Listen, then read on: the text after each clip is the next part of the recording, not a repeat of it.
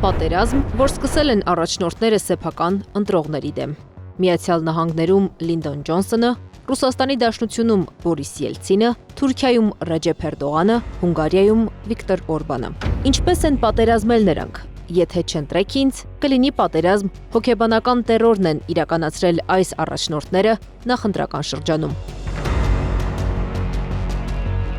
Միացյալ Նահանգներում 1964-ին մի փոքրիկ աղջիկ խաղում է մարգագետնում,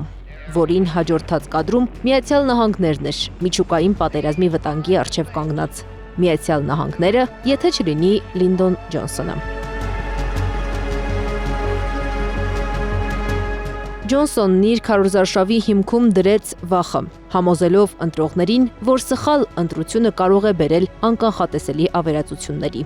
Վախի այս մոդելը 32 տարի անց կրկնվեց աշխարհի հյուսիսային կիսագնդում Ռուսաստանում։ Բորիս Ելցինը քաղաքացիներին ասում էր՝ պահեք կայունությունը, այլապես կոմունիստները կվերադառնան։ Ամերիկացի խորհրդատուների կողմից մի կարգախոս առաջ քաշեցին՝ քվեարկիր թե չէ կպարտվես։